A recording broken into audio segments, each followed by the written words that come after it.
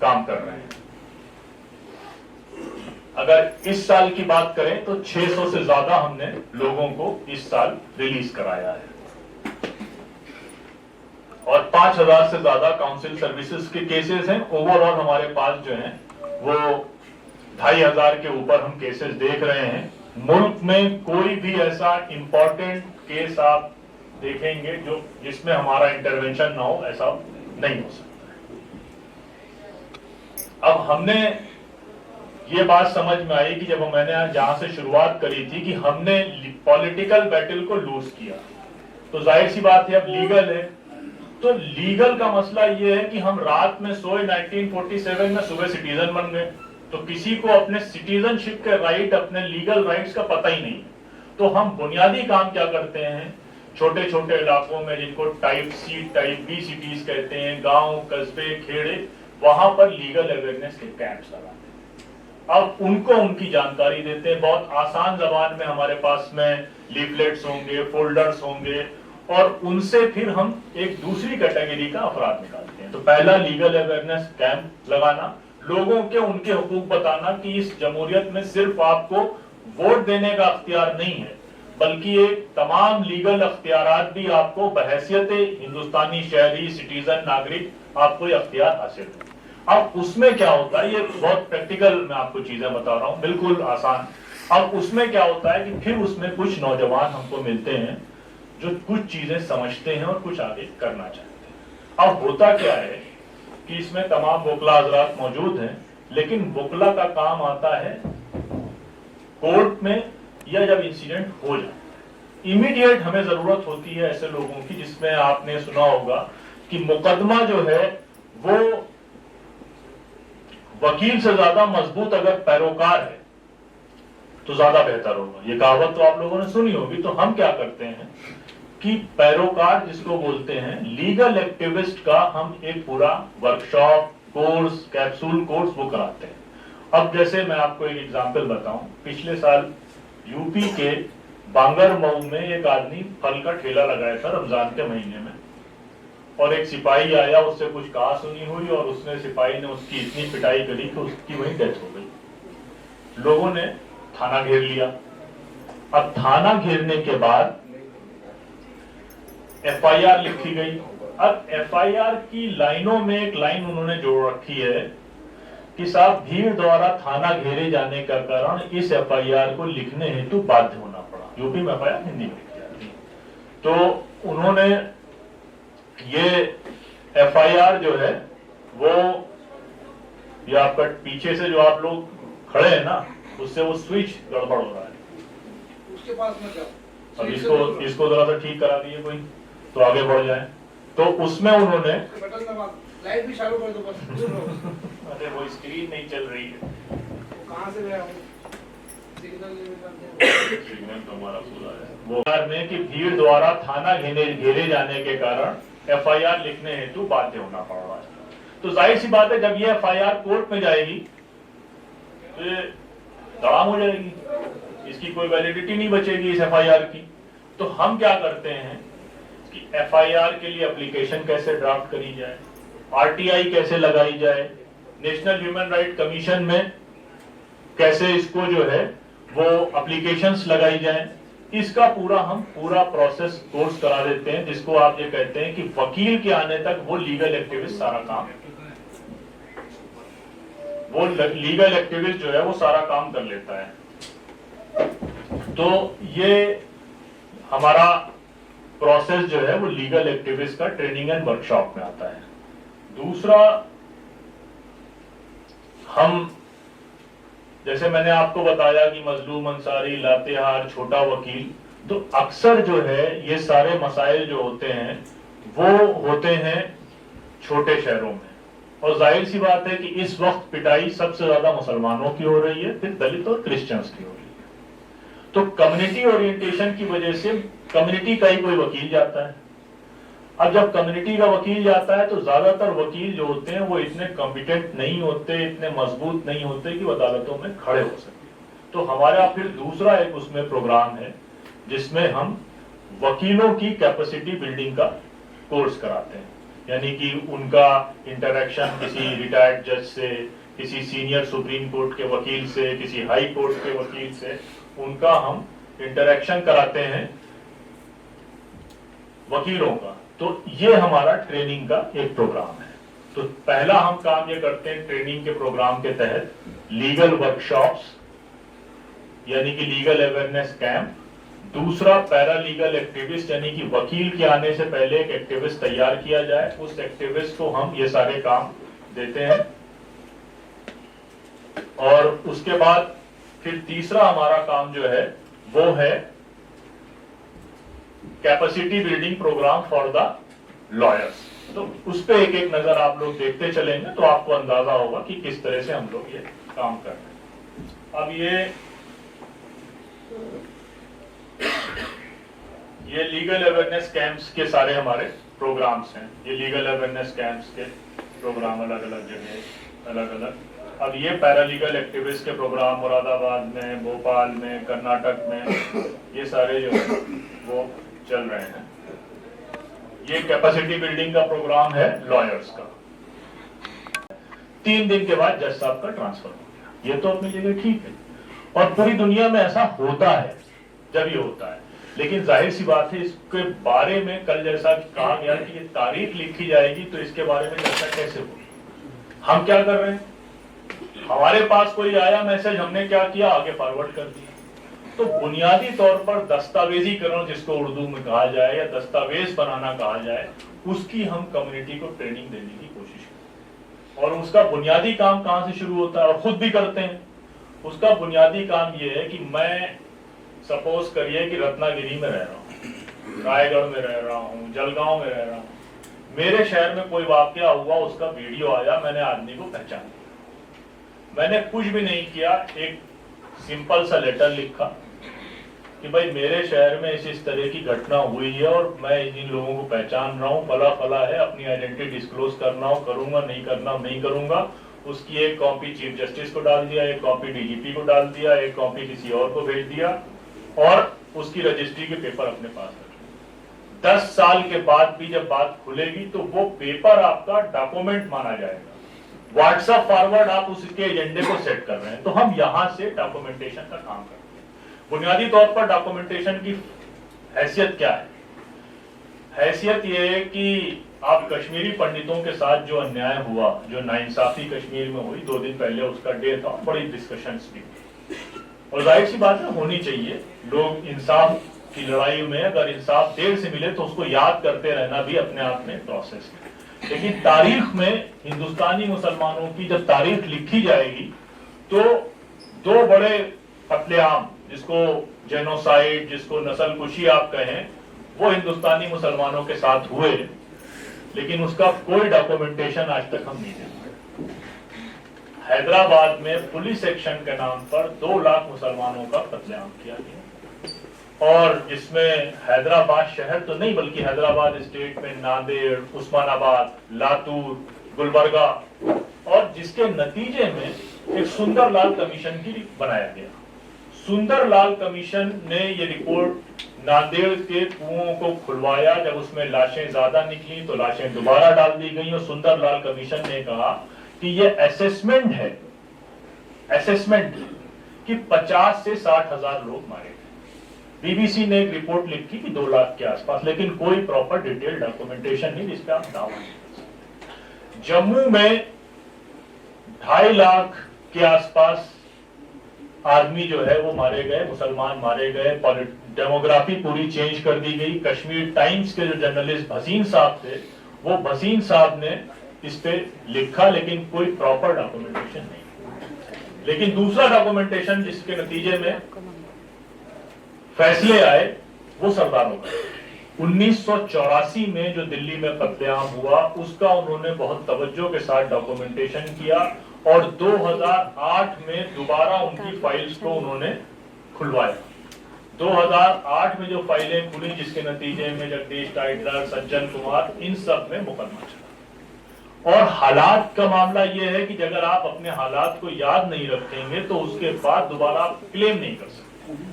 गुजरात से शाकिर भाई ने शुरुआत करी थी कि गुजरात में लेकिन गुजरात और अब के हालात में फर्क ये है कि गुजरात में जब दंगा हुआ तो माया कोडनानी, बापू बजरंगी, ये सारे लोग जेल गए, सजा मिली नहीं मिली एक अलग बहस, लेकिन जेल गए। लेकिन हमने 2002 और 2020 में यह फर्क देखा कि जो दिल्ली में दंगे हुए उसमें जो दंगा कराने वाला था वो दिल्ली का लॉ मिनिस्टर है इस वक्त, एक भी आदमी जेल नहीं है, और दूसरे लोग जो जेल गए मेरे दोस्त वो अभी भी जेल से बाहर नहीं आ सके। तो यह फर्क है। दुनिया का जो सबसे बड़ा कत्लेआम जो रवांडा में हुआ, जो हुती और तुत्तू के बीच में हुआ, उसमें 10 लाख लोग मारे गए। डॉक्यूमेंटेशन कुछ नौजवानों ने उसका पूरा किया। 28 साल के बाद पेरिस से काबूगा पकड़ा गया जिसने पूरा मामला रचा।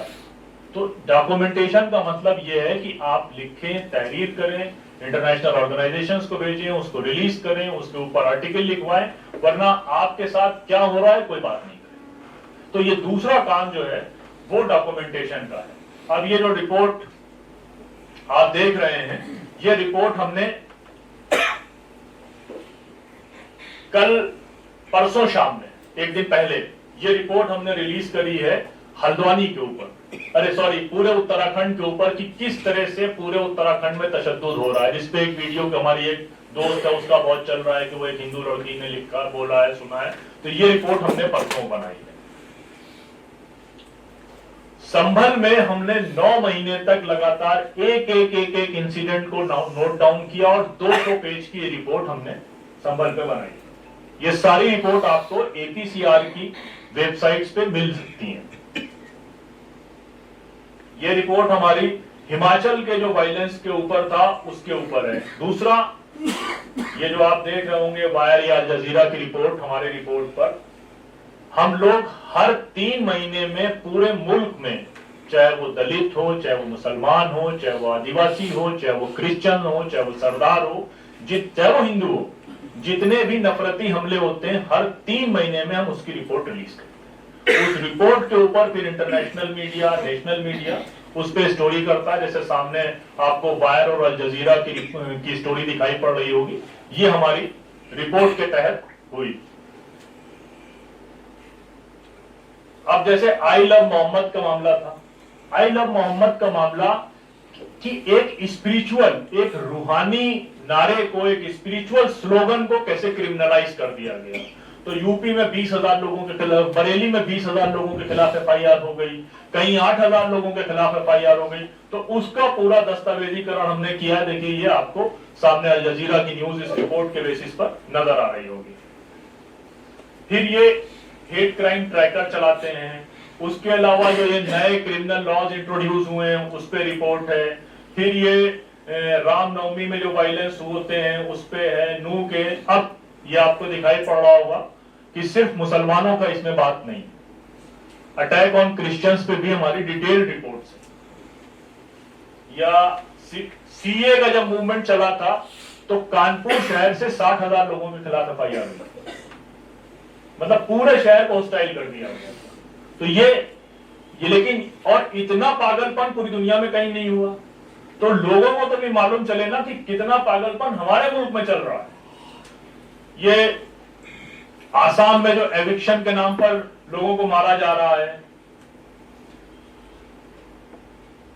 ये बुलडोजर के नाम पर अलग अलग हमारी रिपोर्ट्स हैं।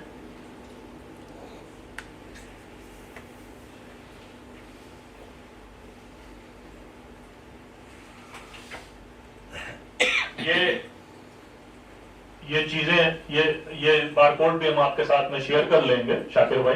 तो इसको अगर आप स्कैन करेंगे तो जितनी भी हमारी रिपोर्ट्स अभी तक हैं वो आपके मोबाइल में डायरेक्ट आ जाएंगी।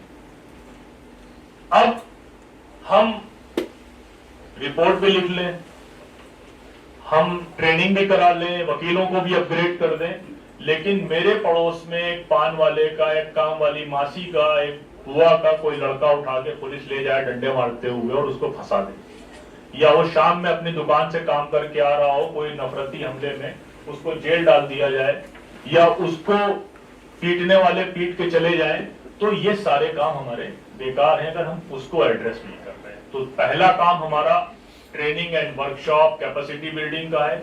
दूसरा दस्तावेजीकरण का है, जो मैंने आपके सामने लिखा है, जो आप ये लोग ये देखते होंगे कि अल जजीरा में ये रिपोर्ट आ गई, वायर में ये आ गई, इंडियन एक्सप्रेस में, उसके लिए कंटेंट हम लोग बना के देते हैं। हर 3 महीने में, हर साल में रिपोर्ट रिलीज करते हैं। जैसे पुलवामा के बाद अचानक हमले बढ़ गए, उसकी हमारी रिपोर्ट में कम से कम 50 मीडिया हाउसेस ने स्टोरीज करी होंगी। फिर तीसरा काम यह है कि जो आदमी अपने खिलाफ जुल्म हो रहा है वो खुद वो लड़ाई नहीं लड़ सकता, तो उसकी लड़ाई हम लड़ेंगे, और उसके साथ साथ प्रोएक्टिव रोल जहां पर हम आगे बढ़कर इसको रोकने का काम कर सकते होंगे, वो रोकने का भी काम करें। देखिए, 2 चीजें चल रही हैं। हमारे बहुत से ऑर्गेनाइजेशंस इस वक्त इनोसेंट लोगों की, यानी कि जो छोटे मोटे केसेस में लोग चले गए हैं, उनका केस देख रहे हैं, चीजें कर रहे हैं, लेकिन उसके साथ साथ बहुत सारे केसेस ऐसे हैं जो पॉलिटिकल हैं और जिसमें सीधे लोहा लेने वाली बात है, जो क्योंकि हुकूमत चाह रही है वही फंसा रही है लोगों को। तो उनका केस कैसे देखा जा सकता है, उनका केस कैसे किया जा सकता है, उस पे हम लोग बात कर रहे हैं। अब ये दरअसल लाइट अगर इधर की बंद हो जाए तो मुकाल से देखने में आसानी हो जाएगी। ठीक है, चलिए छोड़ दीजिए। अब ये हमने आपके सामने लिखा कि ये एपीसीआर की रिपोर्ट संभल की है। संभल में जो हमने एफआईआर कराई, अब ये आदमी, इसने सामने रख के गोली मारी। मैंने सारे लोगों, सारे बच्चों के वालिदैन से और सारे आई विटनेसेस से बात करी। हम और वहां के जो एमपी है वो हमारे दोस्तों में से ही है। हम लोगों ने वहां बहुत डिटेल काम किया। अब ये फंस गए हैं एक बार। हद से मुराद ये कि एक बार मामला पुलिस से हाथ से निकलकर कोर्ट आ गया है। अब ये आदमी, चाहे वो 6 साल लगे, चाहे 8 साल लगे, पीलीभीत में सरदारों को यूपी पुलिस ने मारा था। 22 साल के बाद सब जेल गए। पेशेंस रखना पड़ेगा, हालात अपने काबू में नहीं, लेकिन हमारे पास कोई दूसरे ऑप्शन नहीं है। फिर ये अब जैसे ये साइड में दिखाई पड़ रहा है, ये एक स्कूल है काफी बड़ा। इसके आधे स्कूल को दंगे के संबंध में, जब दंगा क्या हो, उनकी पुलिस का अटैक था, उसको आधे स्कूल को तोड़ दिया और कोई ऑर्डर नहीं था। जब तक हम लोग पहुंचते हाई कोर्ट से वो स्टे लाते, तब तक 1/3 के ऊपर टूट चुका था। लेकिन इसके बाद हमने इनके एसडीएम साहब की नौकरी ले ली। अभी रिसेंट ऑर्डर आया है कि एसडीएम साहब जो है वो जब तक इस मुकदमे में अगली सुनवाई नहीं होगी, एसडीएम साहब को चार्ज है। तो कम से कम फियर साइकोसिस जो है दूसरों पर आना शुरू हो, सिर्फ जमानतें नहीं कराई जाए बल्कि एग्रेसिवली उधर से भी कुछ काम किया जाए। अब जैसे अजमेर ब्लास्ट का केस जिसके बारे में डिस्कशन हुआ था, थिप्से साहब देख रहे हैं, अजमेर ब्लास्ट के केस में सारे लोगों को हाई कोर्ट से छोड़ दिया। हम लोग सुप्रीम कोर्ट गया, जिन लोगों को छोड़ा गया है वो आप जानते हैं कि अजमेर ब्लास्ट के कौन से लोग थे, सारे टॉप के उनके लोग थे। अजमेर ब्लास्ट में हम लोग सुप्रीम कोर्ट गए, दोबारा नोटिस इशू हुई, अब दोबारा मुकदमा फिर खुल गया उनके खिलाफ। राजस्थान में तकरीबन इन 11 सालों में 72 के आसपास ऐसे बिल अब तक आए हुए हैं जो सीधे माइनॉरिटी कम्युनिटी को अटैक करते हैं, चाहे वो उनके पर्सनल लॉस को, उनकी फूड हैबिट्स को, उनकी दूसरी चीजों को। तो उसमें से एक ये है जिसमें जो है वो राजस्थान का एंटी कन्वर्जन बिल है, जिसपे वो यहां तक कि वो बिल कहता है कि जिस मैरिज हॉल में इस तरह की शादियां हो कन्वर्टेड लोगों की, उसको भी गिरा देना चाहिए। तो उसको चैलेंज की बात कर रहे हैं। फिर ये अभी 400 साल पुरानी एक मस्जिद थी जिसको अहमदाबाद में वो रोड वाइडनिंग के नाम पर तोड़ना चाहते थे, उसको हमने सिक्योर किया मस्जिद को। फिर ये इस वक्त जो है वो 2 जगह ऐसी हैं जहां पर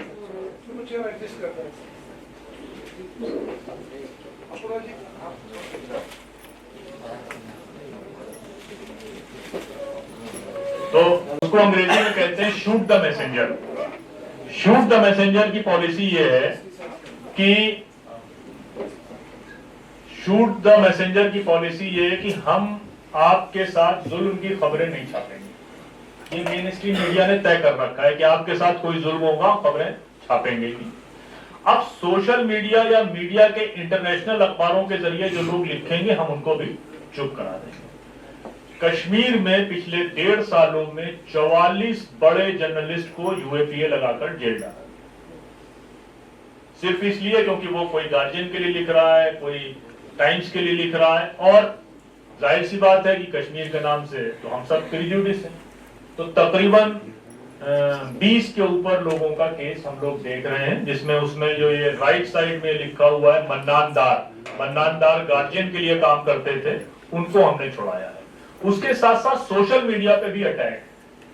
पिछली बार जब त्रिपुरा में दंगे हुए तो 102 लोगों पर एक साथ यूएपीए के नोटिस डाल दिए गए। उनमें से 90 स्टूडेंट थे जिन्होंने मस्जिदों के जलने की या उसकी खबर सोशल मीडिया में ट्विटर के जरिए बच्चों ने लिखी। अब बच्चों के ऊपर 90 बच्चों के ऊपर, उसमें 90 बच्चे थे और 102 टोटल लोग थे। तो उसमें भी बहरहाल हम लोग सुप्रीम कोर्ट गए, 4-5 बार सुप्रीम कोर्ट जाना पड़ा, लेकिन वो केस जो है वो वहीं पर रुक गया। पीएफआई के नाम पर बैन लगा, ऑर्गेनाइजेशंस पे हिंदुस्तान में बैन लगते रहे, लेकिन पीएफआई के नाम पर क्या था कि जो भी बच्चा मुस्लिम कम्युनिटी का थोड़ा सा भी अपने इलाके में एक्टिव था, उसका पीएफआई से कोई दूर दूर तक भी रिलेशन नहीं था, तो भी उसको उठा के डाला। पीएफआई पर पूरे इंडिया पे सबसे पहले लखनऊ में हम लोगों ने बेल कराई, और एक पूरी सीरीज है जिसपे हम लोगों ने बेल कराई है। ये जयपुर सीरियल बम ब्लास्ट का केस है। अब ये आपको अलग अलग तरह के केसेस हमने लिए हुए हैं। जाहिर सी बात है कि 2500 केसेस अगर हैं और 600 लोग छुड़ाए गए हैं तो अलग अलग तरह के हैं। अब ये आपके सामने सिद्दीक कप्पन है। सिद्दीक कप्पन रहने वाले कहां के? पकड़े गए एटा में, केस चला लखनऊ में, 2 केस थे उनके ऊपर। तो जब उनको बेल मिल गई तो 4 आदमी चाहिए थे। तो हम लोगों की एक बहुत सीनियर मेंटर है रूपरेखा वर्मा जी, जो कि 80 साल से ज्यादा की हैं, लखनऊ यूनिवर्सिटी की वाइस चांसलर है। सबसे पहले उन्होंने ऑफर किया कि इनके जमानत के पेपर मैं दूं। एक हमारे दोस्त प्रेस क्लब में काम करते हैं, जर्नलिस्ट हैं, वो तैयार हुए। अब ये हुआ कि अब 2 बचे। तो ये जो कोट पहने साहब, वकील साहब के बराबर में अलीमुल्ला खान, इन्होंने कहा भाई जो धमकाया जाएगा, पुलिस तंग करेगी, मैं देख लूंगा। इन्होंने अपनी कार के पेपर दिए। अब चौथा आदमी नहीं मिल रहा था। कम्युनिटी किस तरह से काम कर रही है मैं वो बताना चाह रहा हूँ। तो हमारे एक जानने वाले हैं यूनुस भाई। यूनुस भाई ने मुझे फोन किया, बोले यार मुझे 3 दिन से अखबार पढ़ रहा हूँ, मुझे अच्छा नहीं लग रहा यार, ये आदमी छूट गया और अपने घर नहीं जा पा रहा है। तो मेरे पास तो पैसे नहीं है नदीम भाई, लेकिन जो पेपर कहोगे दे देंगे। यूनुस भाई ने अपना आधार भेजा, हम लोगों ने उनकी एफडी बनवाई। एफडी जमा करके यूनुस अपने घर नहीं पहुंचे थे, 30 पुलिस वाले उनके घर पहुंच गए। 10 पुलिस वाले उनके घर 2 दिन पड़े रहे ताकि उनको वापस कर सकें, कि डरा के कि तुम एफडी तोड़वा के अपनी रख लो। और यूनुस 2 रात थाने में बैठे। लेकिन उसके बाद भी यूनुस उस आदमी के लिए खड़े रहे जिससे वो कभी मिले नहीं थे, जिसको कभी जानते नहीं थे, जिससे कोई फोन करे। फिर ये कश्मीरी जो लोग हैं उन पे हर साल जो होता है उसकी एक केस है। फिर आपने सुना होगा कि पिछले साल कांवड़ यात्रा पर सबसे पहले यूपी पुलिस ने कहा कि नेम प्लेट लगाई जाए। हम कह रहे हैं ठीक है आप लगवाइए, नेम का जो भी सेटअप है, लेकिन कांवड़ यात्रा में 90% जो कांवड़ वाले जाते हैं वो नशे में होते हैं। और नशे में होने के बाद वो जब नेम प्लेट देखेंगे तो किस तरह का वायलेंस करेंगे। तो यूपी के बाद वो उत्तराखंड में हुआ, उत्तराखंड के बाद यहाँ हुआ। बहरहाल हम लोग जो है वो पहले सुप्रीम कोर्ट वो गए, सुप्रीम कोर्ट में जो है वो हमारे वकील थे, उन्होंने उसको लड़ा और बहरहाल ये पूरे मामला जो है यहाँ पर सुप्रीम कोर्ट के ऑर्डर से ये मामला खत्म हुआ। अब ये कई सारे जो केसेस हम लोग अलग अलग देखते हैं, वो एक उसमें से एग्जाम्पल है मीडिया का। मीडिया में ये एग्जाम्पल हमने लिया है न्यूज 18 का, ये ऑर्डर भी लगा हुआ है NBDSA का।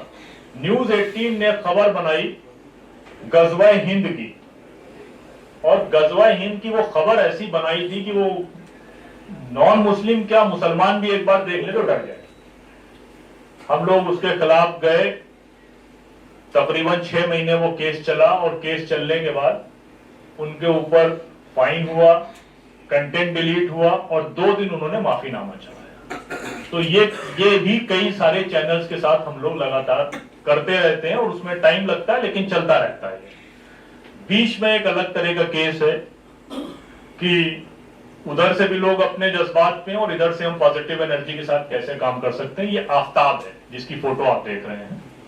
आफ्ताब टैक्सी चलाते थे दिल्ली से नोएडा आगे पीछे। इनकी टैक्सी में कुछ लोग बैठे और टैक्सी में बैठने के बाद उन्होंने आफ्ताब से बातें शुरू कर दी, वही नारा लगाओ, ये करो, वो करो। आफ्ताब को एहसास हुआ तो आफ्ताब ने अपने फोन अपने बेटे को मिला दिया। बेटे ने कुछ बातें सुनी, फिर बेटा होशियार था, उसने रिकॉर्ड करना शुरू किया। रिकॉर्डिंग के बीच में उसने दूसरे फोन से फोन किया, ये किया, वो किया। पुलिस ने बात करी लेकिन सुबह आफ्ताब की डेड बॉडी मिली। आफ्ताब के ऊपर आफ्ताब की डेड बॉडी बुलंदशहर में मिली। हम उनका बुलंदशहर में एक केस लड़ रहे हैं। दिल्ली सरकार ने कहा था कि किसी के साथ हेट क्राइम होगा आम आदमी पार्टी की तो हम उसको 1 करोड़ रुपए देंगे। तो इनके केस को लेकर जब हम गए तो उन्होंने कहा साहब हमने तो दिल्ली के लिए कहा था लेकिन ये तो नोएडा में हुआ। तो हमारा आर्गुमेंट ये था कि आदमी तो दिल्ली का था। तो एक केस उनका लड़ रहे हैं, एक केस इसका हाई कोर्ट में लड़ रहे हैं। वो केस तो अपनी जगह चल ही रहे हैं। लेकिन आफ्ताब के 3 बेटे थे, एक बेटा हमारे साथ काम कर रहा अकाउंटेंट की हैसियत से, क्योंकि कोई कमाने वाला नहीं बचा था। 2 बेटों में से एक बेटे को हमने अपने कुछ दोस्तों से बात करी, कुछ किया तो ह्यूमन वेलफेयर फाउंडेशन वाले तैयार हुए कि इसकी कोचिंग के पैसे हम देंगे। 2 बेटे 12वीं में। एक बेटे को हम लोगों ने स्पॉन्सर किया। इस वक्त एक बेटा उनका IIT से इंजीनियरिंग कर रहा है और एक बेटा MBBS कर रहा है। अब ये केस मशहूर केस है नासिर जुनैद का, जिसमें मोनू मानेसर इन्वॉल्व है, बाकी लोग इन्वॉल्व हैं। उस पर हम लोगों ने कई स्टिंग भी करवाए हैं, केस भी देख रहे हैं। तो एक लंबा डिस्कशन है। ये ट्रेन वाला केस महाराष्ट्र की टीम देख रही है। इस पे ऑलरेडी हमारे पठान साहब, करीम पठान साहब ये बातें कर चुके हैं। ये खरगोन के केसेस हैं जिसपे खरगोन में जब वायलेंस हुआ था तो तकरीबन 260 लोगों को जेल डाल दिया गया था। 260 लोगों को हम लोग 2 साल तक फिर उनको सुप्रीम कोर्ट से निकाल कर लेकर आए। अब ये पहला वाला आप देख रहे होंगे जिसमें एक सरदार गुलाबी पगड़ा बांधे बैठा हुआ है जिसका नाम लवप्रीत सिंह उर्फ राजकुमार है। शाहीन बाग में जब आंदोलन चल रहा था तो आपको खबर होगी कि सरदार वहां पर खाना बांट रहे थे जी, तो ये बच्चा खाना बांटता। दंगे के बाद पुलिस ने क्या कहा कि ये बच्चा जो है वो बब्बर खालसा से जुड़ा हुआ है। बब्बर खालसा पाकिस्तान का बनाया हुआ ग्रुप है, तो पाकिस्तान के पैसे से शाहीन बाग में तो इसके UAPA लगा दिया। तो ये हम लोग जब कोविड के टाइम पे किसी हमारे वकील को जेल में लोग मिलने गए, हमारे वकील गए जेल में मिलने, तो ये मिला, पता चला इसका कोई वकील नहीं, तो इसको हम लोगों ने 6 महीने में दिल्ली केस में UAPA में पहली बार छोड़ा था। फिर ये आसिफ तन्हा नजर आ रहे हैं और 2 लड़कियां हैं, तो आसिफ तन्हा का केस जो है वो हम लोग देखते हैं। फिर ये खरगोन के बुलडोजर का केस है।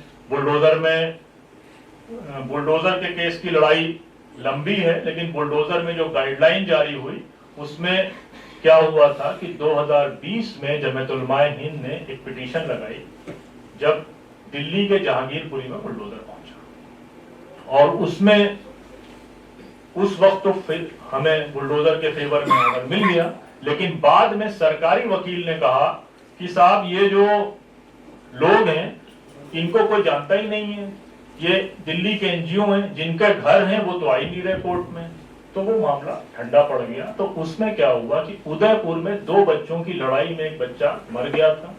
आदमी वो किराए पे रह रहा था, ऑटो वाला, उसका मकान गिरा दिया गया। उसका नाम सलीम था। उसको और एक जावरा जगह है रतलाम डिस्ट्रिक्ट में, उसमें दादा का मकान था, पोते को इन्वॉल्वमेंट दिखाकर उसका मकान गिरा दिया था। 4 भाइयों की फैमिली रहती थी, 3 भाई सड़क पे आ गए थे। उन दोनों को फिर हम लोग सुप्रीम कोर्ट पहुंचे, जिसपे फिर ये डिटेल ऑर्डर रिलीज हुआ। ये दिल्ली दंगों में आप उमर को जान रहे होंगे, शर्जील को जान रहे होंगे, लेकिन इसमें से कुछ लोग जेल से बाहर आ गए हैं, कुछ लोग अभी भी जेल में हैं। ये वो लोग हैं जिनके केस हम देख रहे हैं। पहली जो तस्वीर है वो सलीम खान की है। सलीम जो है उनको बेल मिल गई है। मिरान, अभी जब जो लोग छूटे हैं दिल्ली दंगों में, मिरान हैदर जिनका केस हम लोग देख रहे थे, उनको बेल मिल गई है।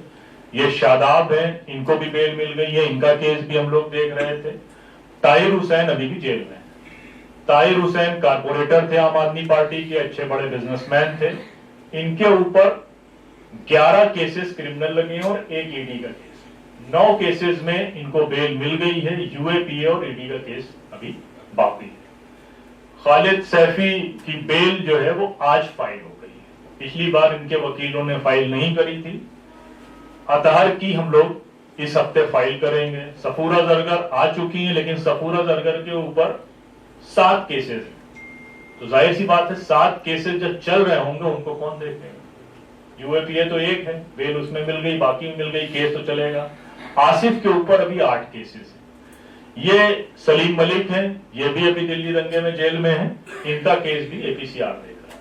उमर खालिद का केस मैं और उमर हम साथ काम करते, तो हम दोस्त मिलकर देख रहे हैं, उसमें एपीसीआर का कोई कंट्रीब्यूशन नहीं। ये दिल्ली दंगों में जब मैंने बताया कि 1400 लोग पकड़े गए, तो ये वो केस की डायरीज हैं जिनके केसेस हम देख रहे हैं और जिसपे हमने बेल कराई हुई है। ये सारी शीट आपको नजर आ रही है। फिर ये अलग अलग केसेस हैं। ये जावेद साहब का मकान इलाहाबाद में गिरा, कर्नाटका में का केस है। फिर उसके बाद रांची में जिसमें 10 बच्चों को गोली मारी गई, उन्हीं को जेल डाल दिया गया था, उनका केस जो देख रहे हैं। ये अतीक अहमद की आपको तस्वीर नजर आ रही होगी। ये अतीक अहमद के 2 बच्चों को भी पुलिस एनकाउंटर करने जा रही है। हम लोगों को फैमिली ने अप्रोच किया, हम लोग सुप्रीम कोर्ट गए। सुप्रीम कोर्ट में जाहिर सी बात है कि इस तरह के केसेस बड़े वकील चाहिए। तो मैं आपसे एक बात कह रहा था कि एक मिसट्रस्ट बिल्ड कर दिया गया। तो मिसट्रस्ट का मामला ये कि आप एक ये भी हवा चलाई जा रही है कि अपनी कम्युनिटी अपनी लड़ाई लड़ सकती है, दूसरी तो नहीं लड़ सकती। लेकिन जो ये केसेस की मैं आपको लगातार डिटेल बता रहा हूँ, जैसे मैंने बात करी खालिद सैफी के वकील सिद्धार्थ अग्रवाल हैं, दूसरे के वकील फला हैं, किसी के वकील कपिल सिब्बल हैं, किसी के वकील कोई हैं। ये सब वकील 10 लाख से 50 लाख रुपए तक पर अपीयरेंस लेते हैं। इस केस में सिब्बल साहब, जिनका केस का फीस अप्रोक्सीमेटली 50 लाख रुपए पर हियरिंग होता है, वो 5 बार गए, तब अतीक अहमद के बचे हुए दोनों बच्चों की जान बची। हम ये मान के चल रहे थे कि अतीक अहमद का जो मामला है क्रिमिनल है नहीं, अभी वो नहीं है, लेकिन उनके बच्चे नहीं मरने चाहिए। तो आप ये बात समझें कि जो 90% लॉयर्स हमारे साथ काम कर रहे हैं, बल्कि 95% मान लें, सुप्रीम कोर्ट के तो सारे मान लें, हिंदुस्तान के अगर आप 25 बड़े वकीलों की लिस्ट बनाएंगे तो अल्हम्दुलिल्लाह 15 वकील हमारे साथ सारे टॉप लेवल के काम कर रहे हैं, जिनकी फीस 5 लाख से 50 लाख रुपए एक बार कोर्ट जाने की है, और हम किसी को भी कोई पैसा नहीं देते।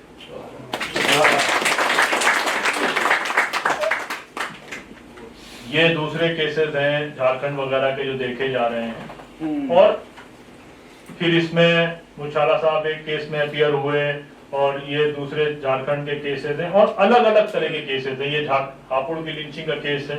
अब जैसे केस कैसे हैं, आप उसकी इंटेंसिटी समझिए। मतलब एक हमारे लिए तो केस है, लेकिन इंसान की, खंडवा में दंगा हुआ, मस्जिद के नीचे लोग, एतराफ के दुकान वाले मस्जिद के टीन शेड के नीचे खड़े हो गए। अब पुलिस ने एक एफआईआर रजिस्टर करी, और वो एफआईआर ये कहती है कि ये बीच में जो तस्वीर आ रही है खंडवा वाली, वो एफआईआर ये कहती है कि मस्जिद के टीन शेड से एक पत्थर आया, वो पुलिस के स्टेशन ऑफिसर के सर पे लगा, अगर वो हेलमेट नहीं लगाया होता तो मर गया। 307 की एफआईआर हो गई। पता चला कि लोअर कोर्ट ने जो है वो 40 लोगों को 11 साल की सजा सुना दी। अब 40 में से 32 लोग वो थे, गिनती के जो सर्वे किया गया, तो जो या तो रिक्शा चलाते थे, या मजदूर थे, या सब्जी फल बेचते थे। अब सब्जी फल बेचने वाला, मजदूरी करने वाला हाई कोर्ट में अपनी लड़ाई लड़ सकते हैं। बहरहाल फिर अल्हम्दुलिल्लाह हम लोग किसी तरह से गए, कुछ डॉक्यूमेंटेशन के 5-6 लाख रुपए के खर्चे थे, वो इकट्ठे किए गए। 28 के केसेस हमने देखे 32 में से, और अल्हम्दुलिल्लाह वो केस खत्म हो गया। किया। तो ये तमाम तरह के केसेस हैं जिसपे जो है, अब ये जैसे आपके यहाँ का केस है अकोला का, जिसमें कहा गया कि हिंदू गारंटर लेके आओ, 102 लोग अरेस्ट किए गए वायलेंस में, जिसमें 97 मुसलमान थे। अब दंगा अगर हो रहा है तो ये कैसे होंगे? तो ये अब उसके अलावा ये है कि सिर्फ जो है केस दोनों तरह के हैं, जिसमें हम प्रोटेक्शन भी ले रहे हैं और जिसपे हम डिफेंड भी कर रहे हैं। उसके अलावा एक माहौल बनाने की बात होती है जिसको हम एडवोकेसी कहते हैं। तो ये एडवोकेसी के अलग अलग इश्यूज पे हम पूरे प्रोग्राम कराते हैं। अब जैसे यूपी में कहा गया कि यूपी में तो कोई प्रोग्राम ही नहीं हो सकता, लोगों की हौसला हिम्मत टूट गई। तो ये प्रोग्राम हमने 650 वकीलों का किया। तिरछे साहब वहां एज चीफ गेस्ट मौजूद थे। पूरे यूपी से अलग अलग हमारी टीम के 650 वकील जुटे। उनमें से दूसरों लोगों को फिर इन तस्वीरों को देख के, मौजूद लोगों को एक दूसरे को देखकर हिम्मत जुटी। अब वहां पर हमारा टीम का साइज इस प्रोग्राम के बाद और इंक्रीज किया। फिर ये जो जुए पिए के नाम से, जो काले कानून के नाम से जो अरेस्ट हो रही है, उस पे पूरी हमारी कैंपेन चल रही है अलग अलग जगह, जिसपे अलग अलग लोग काम कर रहे हैं। वो पूरे प्रोग्राम हैं अलग अलग।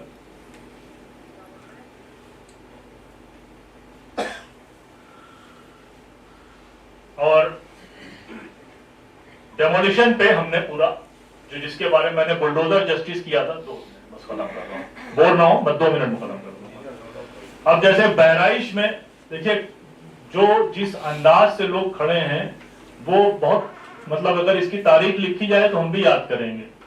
बहराइच में दंगा हुआ, आपको मालूम होगा, बहराइच में दंगा हुआ और ये कहा गया 56 मकान जो है वो गिरा दिए जाएंगे और सबके मकानों के बाद पुलिस खड़ी कर दी गई। लोग अपना मकान में ताला लगा के फरार हो गए। अब हम लोग को ऐसा, जाहिर सी बात है कि मकान के पेपर होंगे तभी तो हम कोर्ट में जाएंगे, और ताला लगा है, सामने पुलिस खड़ी हुई है।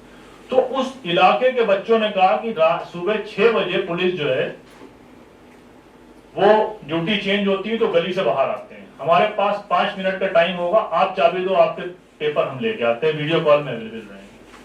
वो बच्चे गए, 5 मिनट में पुलिस इधर से उधर हुई, वो दरवाजा खोल के पेपर लेके आए और हमने हाई कोर्ट से ऑर्डर ले लिया किसी के मकान नहीं। अब पेपर ही नहीं आते तो वकील क्या करता, हम क्या करते?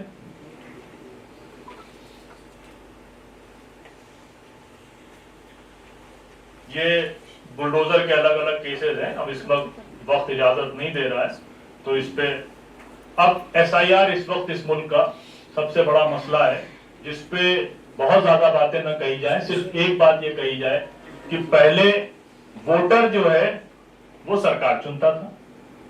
इस सरकार ने एक नया प्रोग्राम लाया है जिसके तहत सरकार अपने वोटर चुन रही है। वही SIR है और कुछ कहने सुनने की उसमें बात नहीं है। तो इस पूरे SIR में हम लोग कैसे काम कर रहे हैं, अलग अलग यूपी में तकरीबन 250-300 प्रोग्राम किए। एक प्रॉपर हम लोग कॉल सेंटर चला रहे थे यूपी MP के लिए, अभी एक ऐप बेस्ड कॉल सेंटर चला रहे हैं। और तो इस तरह से पूरा एक काम हम लोग कर रहे हैं। एक ऐप हम लोगों ने बिल्ड करी हुई है, जिस ऐप के तहत हम लोग हमको कॉल करते हैं, सीधा हम इलेक्शन कमीशन की वेबसाइट पे जाते हैं, फिर वहां से उसको वो करते हैं। तो कोशिश ये कर रहे हैं कि मिनिमम डैमेज जितनी हो सके और एरिया वाइज डेटा निकालते हैं। ये कुछ हमारे कामों का इंटरनेशनल जर्नल्स में, मेन अखबारों में उसकी डिटेल है। तो तकरीबन कोई भी मामला ऐसा नहीं है पूरे मुल्क में जिसमें हमने इंटरवेंशन नहीं किया, बहुत संजीदगी के साथ। और 95%, जब मैंने कहा कि ये इतने केस हैं तो एक ही केस 2-2.5 करोड़ पहुंच जाता, तो जाहिर सी बात है हम उतने नहीं दे पाते। ज्यादातर 95 से ज्यादा % जो हमारा काम हो रहा है उसमें लोग अपनी सर्विसेज फ्री ऑफ कॉस्ट हमें ऑफर करते हैं, चाहे वकील हो, चाहे जर्नलिस्ट हो, चाहे रिटायर्ड ऑफिसर्स हो, वो अपने पैसे लगा के भी जाने तैयार हैं।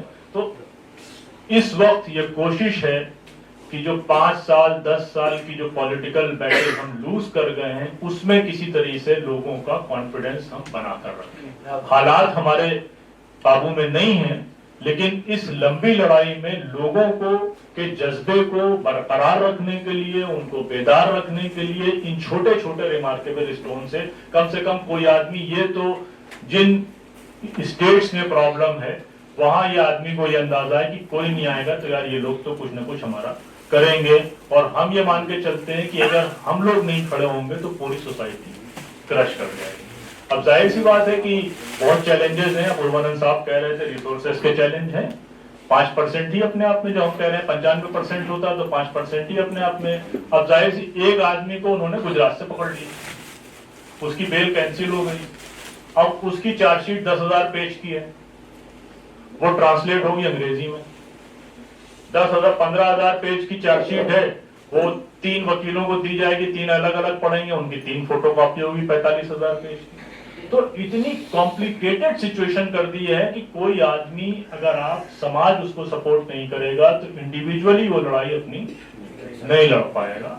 बहरहाल इन सब के बावजूद हम इस मजबूती के साथ और इस तसल्ली के साथ ये बात यहाँ पर आपसे कह रहे हैं कि पूरे मुल्क में, कश्मीर से लेकर आसाम तक या साउथ में भी, कर्नाटका, केरला, पूरे मुल्क में अगर आप मुझसे कहेंगे कि ये पिछले 3 साल, 4 साल, 2 साल, कल, परसों, आज ये मामला हुआ, उसमें आपका क्या रोल होगा, मैं ये बात कह सकता हूँ कि बहुत तसल्ली बख्श हमने वहां पे काम किया होगा और पूरे एविडेंस के साथ ये बात हम आपसे कह रहे हैं। आपने बहुत तवज्जो के साथ मुझे सुना, बहुत बहुत शुक्रिया। पूरे देश में इस तरह के काम, और जब से इन्होंने पीसीआर का चार्ज संभाला, आप देखते हैं कि दिल्ली से लेके पूरा कन्याकुमारी तक, जहाँ भी कश्मीर हो या कोई भी आसाम हो या बंगाल, वेस्ट बंगाल हो, हर जगह ये पहुंच जाते हैं। फुल टाइम अपने आप को, रात हो दिन हो, कभी रात में यहाँ है तो सुबह कहीं है, पूरे भारत में इस तरह के काम में उनकी खुद की अपनी मेहनत है, फिजिकली वो पहुंच जाते हैं। उसकी वजह से अल्लाह ताला जाहिर है कि उनको ये कामयाबी दे रहा है। तो दोस्तों, और इसीलिए ये भी है कि आज एक बहुत खुशी की बात है कि भारत के 202 मिलियन मुस्लिम्स में से जो बेहतरीन मुसलमान 100 चुने गए, मुस्लिम मिरर जो एक पोर्टल है, न्यूज पोर्टल, तो हम बहुत लकी है कि इस हॉल में वो 2002 मिलियन मुस्लिम में से 2 लोग हमारे बीच में हैं। मुझे बहुत खुशी हुई कि यूसुफ अबरानी साहब का नाम एक है और नदीम खान साहब भी खुद उसमें से। इसमें कई लोगों के नाम है, 100 लोगों के, जैसे इकरार हसन है, सलमान खुर्शीद है, अरफा खानम है, शाहरुख खान है, आमिर खान है, लेकिन ये मैं बता रहा हूँ। तो ठीक है, वो ये थी, उसका भी हम थोड़ा सा 5 मिनट आपको उनका ये करेंगे। लेकिन मैं चाहता हूँ कि हमारे अपूर्वानंद जी साहब ने और नदीम खान साहब ने जो बातें आपके सामने रखी है बहुत तफसील से रखी है। इसके बावजूद भी हम आपको कुछ टाइम देते हैं कि आप अगर उसके ताल्लुक से कोई सवाल हो तो आप डायरेक्ट सवाल पूछे, कोई इधर उधर की बात या कुछ आगे बढ़ा के या कुछ ना बोले, वो लोग सब समझ जाएंगे। आप डायरेक्ट अपना क्वेश्चन पूछे 1 by 1।